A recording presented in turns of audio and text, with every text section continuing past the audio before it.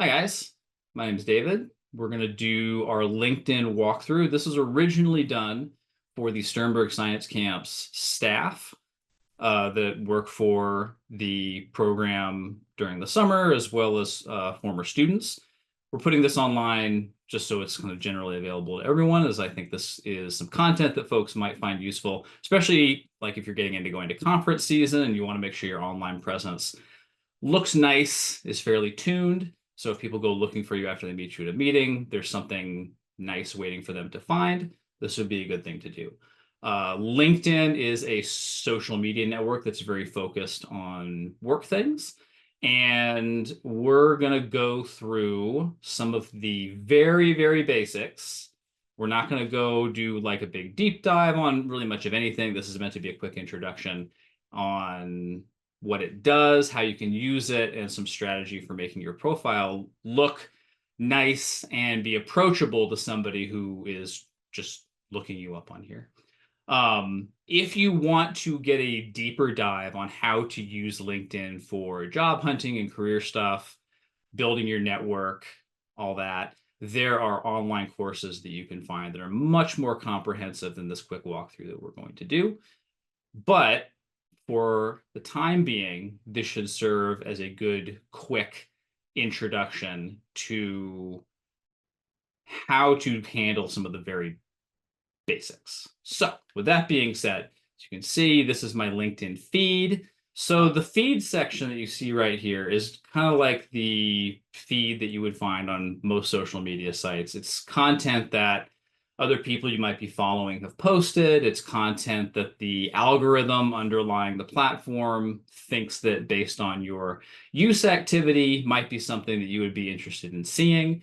It is a social media site, so it's pushing content in hopes of keeping you on and using the platform and scrolling and doing all that good stuff, interacting with other people's content, as well as posting your own as much as possible. So keep in mind that it is working very similar to some of these other platforms as far as how it's trying to interface and engage the attention of its users, but it has a lot of other utility beyond that. And a lot of the discussion and content being posted here is very career and work focused, unlike other social media platforms where it's for good reason, a lot more all over the place.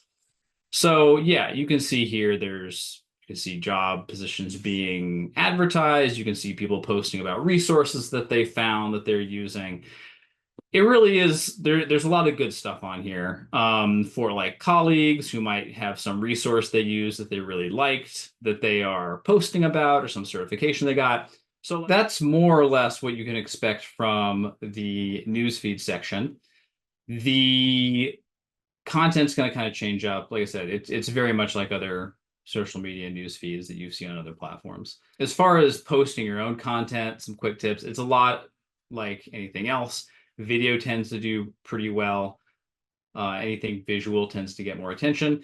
This platform is a little different in that longer form written content can actually do pretty well, especially if you're presenting some kind of information on how to do something, if you're being informative, if you are being helpful, or kind of engaging in some kind of wider conversation in your career field area or area of study, then some of these longer posts, which LinkedIn has tools in order to make those easier to put together, can do decently well. But again, it's about kind of presenting value in that content to this community that you're engaging with in a way that other folks are going to find useful and helpful.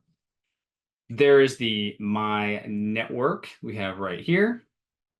And this is kind of like Facebook, where as your network grows, LinkedIn is going to have suggestions for people that you can try to add. If you have people that have sent you connection requests, that's where you're going to find them. And it will sometimes subdivide these groups of people into these different sections, depending on how they think you might be connected to them. So are they connected to me through possibly through Forte State University? Are they connected to me through the paleontology community, or both? And let's see. So when it comes to interacting with these kinds of folks, let's see here. So you can connect, or you can just follow them. So connect is basically there's more sharing of content. They'll see your posts as well. If you choose to follow, they're not going to see your content, but you will be able to see theirs. And there's other options as well. Obviously, like you can block somebody if they're being problematic, stuff like that. So I'm going to send Dr. Janice a connection request. You can add a note. Sometimes that's a good thing to do, especially if it's a stranger. I've met Dr. Janice a few times years back. So we're just going to go send that note and we'll see what she does. This is where you can see stuff that might conform with what the platform thinks might be a good fit for you. It's not, if you put a lot of time into kind of crafting what you want it to present, you can actually narrow it down quite a bit. Obviously, I have not done that, as it is giving me everything from program director at National Geographic to director of facilities at a Ohio Chipotle, kind of all over the place. But a useful section, and if you are job hunting very specifically, like you are looking for a new position, this is going to be the area to kind of work within in order to get suggestions getting funneled to you, as opposed to only being able to go hunt for them in a more manual way. And if you set this up, you can have these drop into your email inbox. It will send you notifications when something fitting the qualifiers that you have provided it. Whenever those get posted, it will send you an email notification, which if your email inbox is already packed full of other things, might be less helpful. But if you're in the middle of a fairly determined job hunt, can be a nice way to find stuff, not have to go hunt for it yourself all the time. Messaging is messaging. It's like instant messenger, really anywhere else. Notifications. If you are looking for some kind of particular role, it will give you notifications, or if it's something that they think you might be a good fit for, it will tell you, hey, you should go look at these things that we found for you. All the way to people interacting with your content or writing comments. This is Zach Reed, who is a science educator, museum education guy that I know through Society of Earth Paleo. And he was posting about an online course that he took, and I was asking him about, and he wrote a comment back. So now we'll go to profile. You've got your profile photo. You've got your header. I put this together in Canva, and there is a special template that you can use in Canva to make a banner for a LinkedIn profile. So that's pretty handy, as it gives you some tools to make these to help you make something that looks decently nice. As far as what to present here, I've just got my name again, mostly so this is one of the first things people see if they're looking at this on like a mobile device, and things are a bit more compressed, as well as just a generic nice photo, and then some of the things that I would say I do professionally. Institutional affiliations. This little area right here, this is where you can kind of give folks a real quick rundown of the kind of work that you have done in the past, or the things that you're good at, or things that might comprise your current role. If you're a student, you might want to put kind of what you're in school for. So if you are in a geosciences program, let's say, and you're training to do paleo or industry geology, you might put something about major in something at University of blah, blah, blah. Training in some kind of lab technique. You could say some kind of statistical tools that you know how to use, software you know how to use. You're basically giving people a reason to pay attention to your profile. You need to keep in mind the kinds of people that might be looking at it. If you are applying to grad school, and it's very possible that if you're applying to a graduate program, people will try to find you on LinkedIn just to see if you have a profile and to check you out, just see what you're about. Putting text here that is built for the audience that you are hoping is going to look at it is a good strategy to use. So if a potential graduate advisor who you have just reached out to about spots in their lab, let's say, is coming in and looking at this, you might want them to see, yes, I am a student at this place. Yes, I have this major. And there's other spots down below we'll get to where you can post that content in a specific spot. But this is one of the first things people are going to see when they find your profile. And so if you want to give them a reason to keep reading so they find that other content, giving them impactful information that they are looking for right at the top is going to be a good strategy. This just gives you like the number of connections that you have, number of people that you've connected to on the platform. And they give you, so I have a paid membership on here. And so they give you some access to some other tools that you may not see if you have a free version.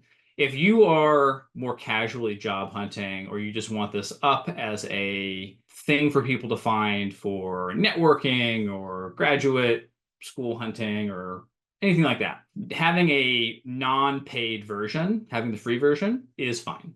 You can probably get by with that. If you are in a more dedicated, emphatic job hunt, say you're about to finish your graduate program and you're like, I need to get a job quick. It depends on what your financial situation is. This will still be a really valuable platform for you, even without having a paid subscription. But if you can afford it, there are some other tools you get access to with a paid plan that can be quite helpful to smoothing over some of the harder parts of that potential job hunt. That said, there's not really any component of it that you can't make up for with just extra work hunting for job ads and stuff on the internet, or just basically just making up for it in effort. So you got an about section right here. So somebody, they found your profile, they saw this. Oh, yep, this is what you're all about. Great, great, great, great.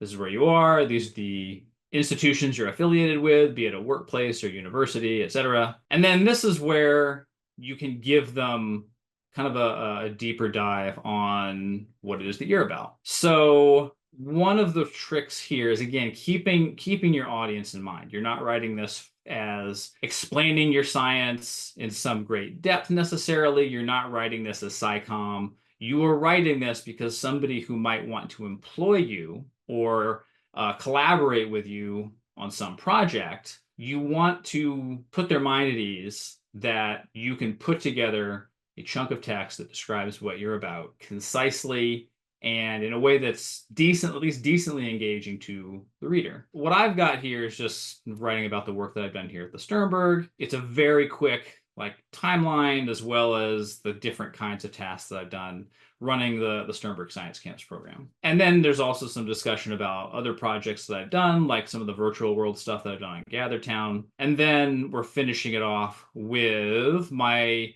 overall what's motivating me and what are the kinds of things I like doing, et cetera, et cetera. It's not focused on one particular kind of task or work or project or anything like that. It's putting a nice bow on everything so that the reader has a nice, clear idea of what my goals and motivations are. Skills are another component of this whole platform. You can select, I don't remember if there's a different number of skills you can select in a paid versus a free plan, but you can select like a top set of skills amongst all of the ones that you select for being part of your profile. And then you can indicate like what organizations you've used those skills in. A lot of mine at this point are based on managing the camps program, doing education stuff, et cetera, et cetera. Activity is just going to be posts that you have made, comments that you have written to other people, images you've posted, et cetera, et cetera. And this is where you can present content to kind of deliver and into the communities that you're engaging with. So a lot of the stuff that I write about is like how the camps are going and progress we've made as far as growing that operation, attending conferences, presentations or talks that I'm going to be giving and why I'm excited to be giving them and what the talk's going to be about. You're posting less maybe about your personal life. That stuff's great for most other major social media platforms. LinkedIn is really more about, it's really focused on career projects, personal growth in your career area, offering insights into your career field, engaging in conversations relevant to your career field, stuff like that. In many ways, it's a lot of what parts of science Twitter used to be. That community is obviously at this point in 2024 has shrunk quite a bit. You get less of that there, unfortunately. I think that used to be a really helpful tool. But LinkedIn being what it is kind of an ideal place for that kind of content. It's what it's built for. Experience is just a timetable of what you've done, where you've worked. You can add images if you have any that look professional and are easy to understand and are relevant. Keep in mind with really any of this stuff that there is a good possibility that somebody looking at this has never met you or has only had a very brief interaction or two with you. So they don't really know you very well. And so they're still liable to come to certain judgments about what kind of a person you are, if you are able to be a good worker, if you're organized, if you're a good writer, if you have good judgment as far as like things you should be saying or posting in a public forum. So keep that in mind as you're putting this together. It's not something to hyper stress about, but it's something that, much like a nice looking resume that you're submitting to a job application, it's something that you should take some care in making sure that it presents you in a good light. You don't want the second or first impression that they have of you coming on here to be, well, like they're posting a bunch of blurry photos and the text is rambly and it's run-on sentences and the punctuation's bad, et cetera, et cetera. You don't want to give folks that kind of first impression. You want to make it look like you know what you're doing, at least mostly. So keeping that in mind when you're putting all this together, being concise in how you are phrasing things and presenting things is really important. Assume that whoever's looking at your profile has a small amount of time to do it. They're considering a bunch of other applicants for some position. And your job is to give them what they are looking for as quickly as possible and giving it to them in a way that's going to keep them scrolling down your profile to see, oh, what else is this person about? Oh, okay, this is interesting. I understand this. This is easy for me to quickly read. What else is going on? If you are making it life easy for your reader, much like many other forms of writing and content creation, you're more likely that they're going to engage more with your writing, with your profile, which is what you want. If they're clicking away, if they're scrolling away very quickly, that means that they're not interested in what you're presenting. And that's not necessarily a bad thing. If whatever they're looking around just isn't a good match for you, so be it. But you don't want to be losing opportunities because you put your profile together in a way that looks sloppy. If you're not sure it looks sloppy, ask somebody that you trust to be fairly brutally honest with you. If you know any grad students or any more senior coworkers, chances are there's probably somebody who is willing to give you very honest input as far as just, hey, does this look decent? Does this look nice? And if they say no, don't get mad at them. Say thank you for your input, appreciate that, and then maybe take some time to consider what you can do to improve the way your content is presenting. Something else to know is that LinkedIn has the option to have anything that you write be rewritten with AI. This is an interesting and not terribly surprising application of this technology. It can be very useful in some cases. But if you're writing something that is very much kind of meant to be about you, it's very personal, sometimes that personality is lost when the AI rewrites it. The upside is that the AI does tend to do a better job of generating concise sentences and paragraphs and kind of getting to the point. It does a good job at extracting passive voice, at least in my experience. So if you decide to use it, what I would strongly recommend is that if you've written this big passage of text and you want the AI to take a swing at it, copy your text just in case and put that text somewhere else just in case the AI messes up. You can revert back to your original text, but again, something could happen. Just making sure that if you've written like 3 paragraphs, you're not going to have to do it a second time. If you mostly like the changes that the AI system made, I would still recommend reading through that text and making sure that the way that it has reinterpreted the ideas that you're presenting are still sounds like you. Sometimes these AI systems can sound a bit like they're trying to use lots of big words. It's like it's trying to sound smart, that kind of thing. which isn't better. So going back through and making sure that it reads the way it should, since you're the one that wrote it, is a very good idea. Just going straight from whatever the AI dropped in can lead to mistakes of ideas because the AI doesn't know anything about this stuff. It's just trained on the entire internet and it's doing the best it can. Whatever it is you're writing about, you know more about it than the AI does. So you should go back in and rewrite as needed that passage after the AI reworked it so that you're not accidentally making yourself look bad because the text the AI wrote, while it might be more concise, now contains factual errors. Within each of these employers, you can put roles that you had. So if your job title changed some number of times within that position, if you were in a graduate program and you went from being a teaching assistant, a TA, to, let's say you got on a grant and now you're a research assistant at the same school in the same lab, you can indicate those different roles under that single employer.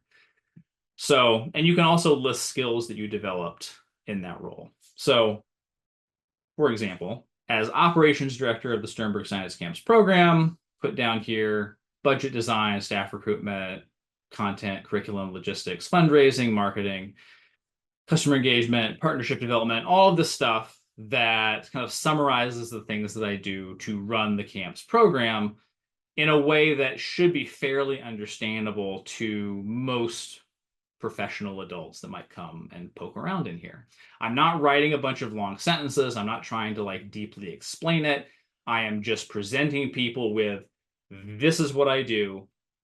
These words accurately describe the skills and knowledge and tools that I use in this role.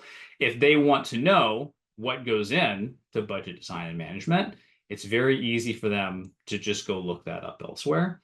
Think of this as kind of like a conference poster about yourself, if that's something you're doing a lot of.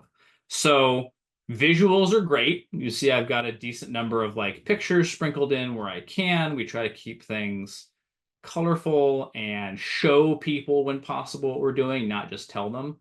And much like a research poster, if it is a wall of text, people are going to read some of it, but definitely not all of it, unless this is a very, very specific thing that they are wanting more information about. But in this case, it's information about you. And unless you're a finalist for a job, they're probably not looking to read quite that much text. And you have to get past initial rounds before you can become a finalist. So if you're kind of turning them away with a wall of words they don't want to read yet, when you're part of a big candidate pool, you may be actually hurting your chances. So being really concise, get to the point, bullet point lists are great, as I've shown here. And then if they want to find out more, hopefully they would interview you. There's other ways that they can get more information about these things. But this is an initial introduction, not an in-depth explainer on everything that you are professionally. So we click on skills, and this is stuff that is relevant to the virtual education stuff that I did in Gathertown for the Sternberg Museum during COVID lockdowns, among other things. And so you can just attach all of these different skills to that particular role. Same thing here, running the virtual conference for the Society of Vertebrate Paleontology, all the different skills you could put into that.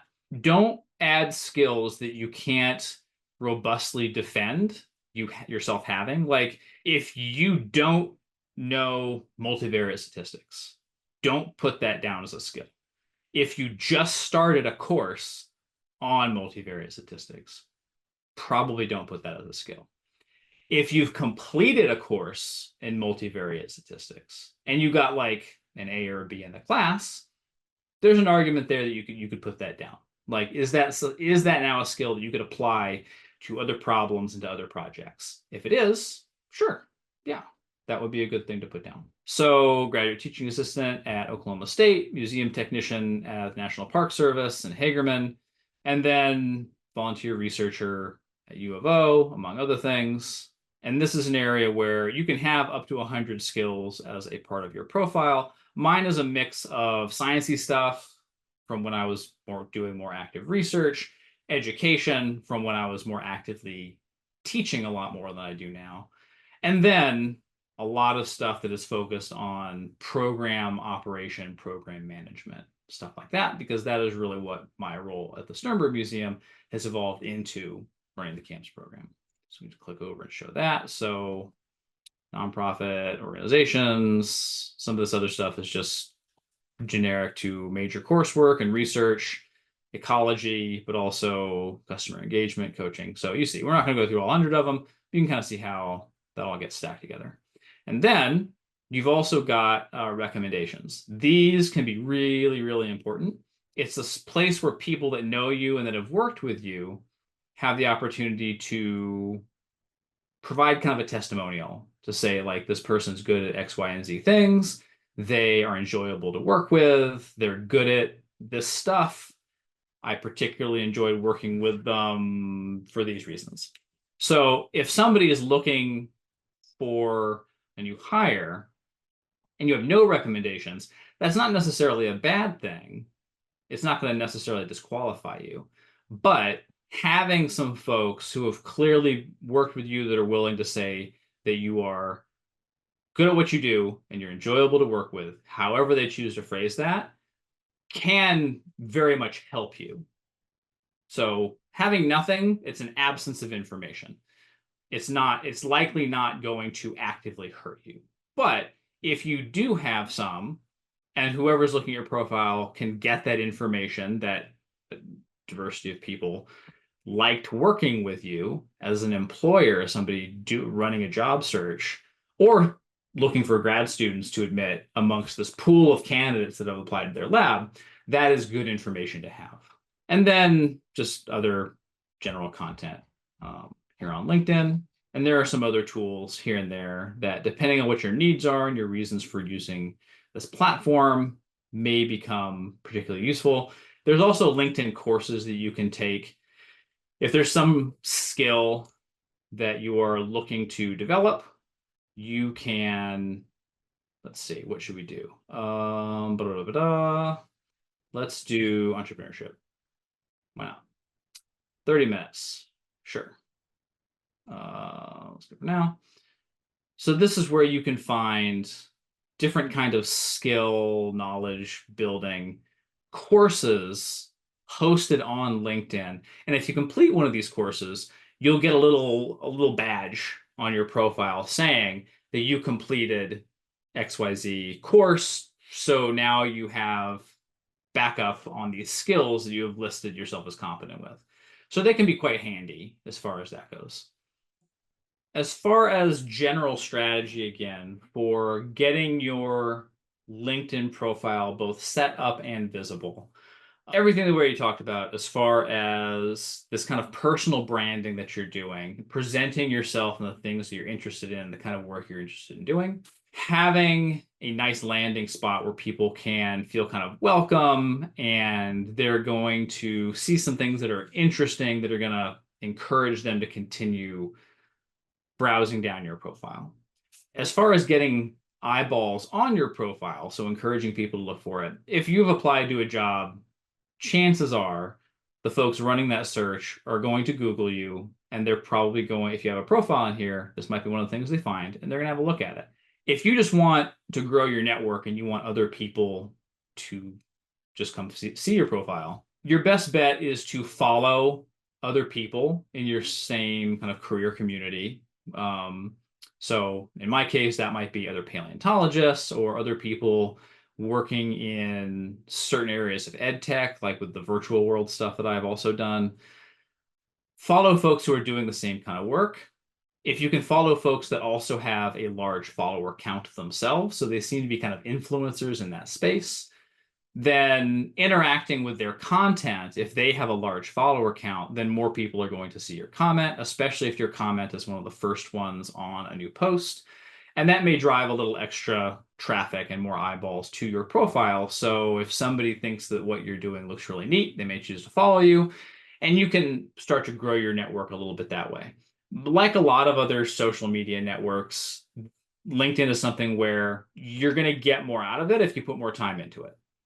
If you are actively working on building your network on here, if you're interacting with a post, you're commenting, you're liking, you're writing up your own posts in order to share legitimate, valuable insights that you think you have. And if you don't think you have any, please don't take that to be a bad thing. Sometimes it can take a while in these fields to start feeling like you have something of value to that's original or something like that to share with the community. But sharing that kind of content, engaging in some larger conversation can be very helpful. If you're another thing that you can do is if you're printing up business cards to go to a meeting, you can put a QR code on that business card that will take them directly to your LinkedIn profile. So that's something else that I've seen. You can get what is basically a virtual business card. There are companies that you can get an app, and if you open the app, it's your face and there's a QR code, and it uploads a virtual business card to that person's phone, and that can include information like a link to your LinkedIn page when they select to interact with that QR code and the content that it has.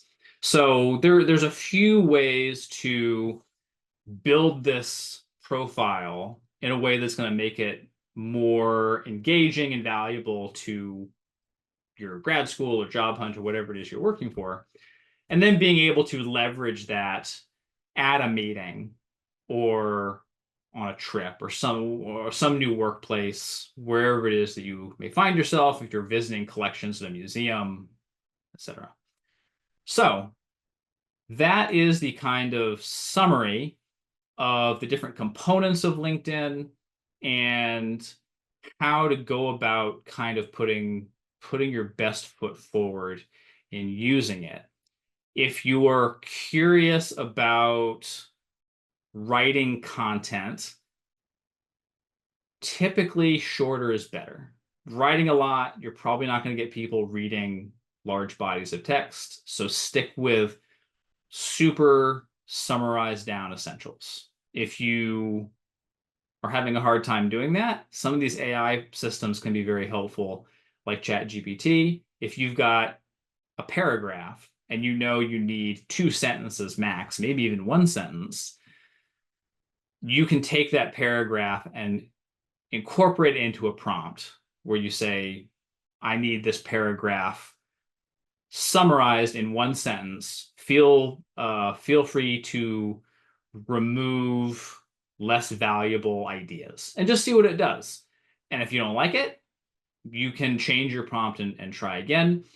It's better to just get somebody, it's better if you can get help from somebody that is a good writer who can give you edits and advice, but that is not always a realistic option.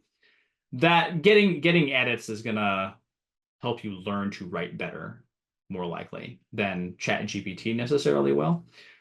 But ChatGPT is still a really powerful tool for giving it a body of text. Don't make it write it on its own. Write it first, give it to it, and then tell it what you want it to do very concisely.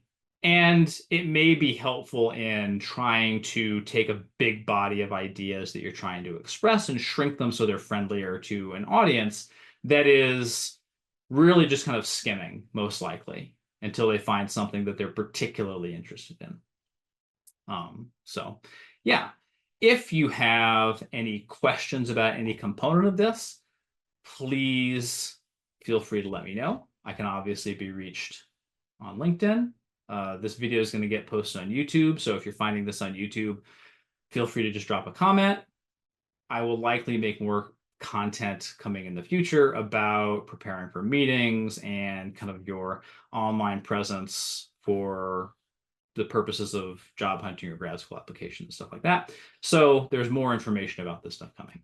But thanks for tuning in, and we'll be back later.